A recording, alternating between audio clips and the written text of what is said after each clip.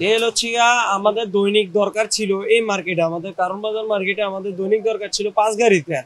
আমাদের এখন গত 3 দিন 4 দিন যাবত আমাদের 4 দিন যাবত আমাদের এই মার্কেটে আসছে 2 গাড়ি তেল।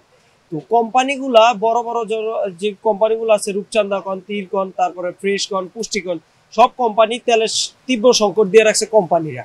আমরা যতটুকু দরকার, আমাদের দৈনিক দরকার হচ্ছে 10 কার্টুন তেল, আমাদেরকে কোম্পানি থেকে দেওয়া হয় 1 কার্টুন তেল।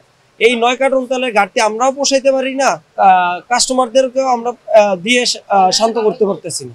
কাস্টমাররা মনে করতেছে মজুত করতেছি আমরা, কিন্তু তা না। আমরা এখানে তেলই পাইতেছি না। আমাদের দৈনিক দরকার হচ্ছে 10 কার্টুন তেল, আমাদেরকে দিয়ে যায় 1 কার্টুন করে। এই যে গত 3 দিন ধরে কোনো গাড়ি আসতেছে না তেলের। তো এখানে তীব্র সংকটগুলো সম্পূর্ণ সৃষ্টি হচ্ছে উপর থেকে। এছাড়া আপনার খোলা সোয়াবিন তেল, যেটা সরকারি রেট বাইদা দিচ্ছে হচ্ছে 157 টাকা লিটার, আমাদের কিনা পড়ে হচ্ছে 178 টাকা লিটার। এক এক লিটার তেলে সরকারি রেট আর আমাদের রেটে 20 টাকা তফাৎ। এই কারণে আমরা খোলা তেলটাও বিক্রি করতে পারতেছি। তেলটা যাচ্ছে কোথায়, এটা একমাত্র উপরে যারা আছে তাদের কাছে যে গেলে বোঝা যাবে। আমাদের হচ্ছে গত 2 দিন তো সর্বভারতের বন্ধ ছিল বা সবকিছু বন্ধ ছিল।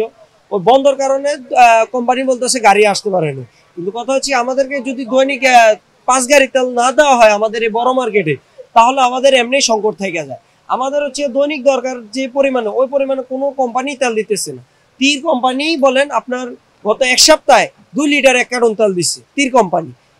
পুষ্টি কোম্পানি সোয়াবিন তেল আনা বন্ধ করে দিছে, আনে হচ্ছে পাম তেল।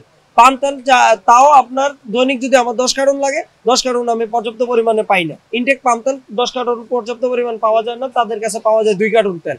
এছাড়া হচ্ছে আপনার মেঘনা গ্রুপ, যেটা ফ্রেশ কোম্পানি, ওটা হচ্ছে আপনার ওনাদের গাড়ি আসে দৈনিকই 2-1টা করে আসে, কিন্তু দেখা যায় যে 2 কার্টুন বা 1 কার্টুন এরকম করে দিতেছে।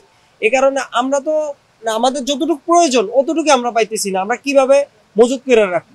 আমাদের নিজস্ব কাস্টমার যেগুলা, যারা দৈনিক নেয়, ওই কাস্টমারকে আমরা দিয়ে পর্যাপ্ত পরিমাণ দিতে পারতেছি। আপনার কিছুদিন আগে একবার লিটারে 8 টাকা বাড়া হয়েছে, তখন হচ্ছে কোম্পানি কিছুটা সংকট দিছিল।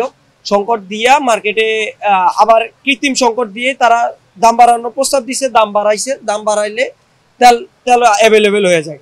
এখন আবার কোম্পানি প্রস্তাব দিচ্ছে যে দাম বাড়ানো দরকার, তাদের নাকি লস হয়। প্রত্যেক বছরই তারা দাম বাড়ানোর জন্য তারা এরকম একটা কারসাজি করে, কিন্তু দোষটা হিসাব করে আমাদের ছোট ছোট ব্যবসায়ীদের উপর।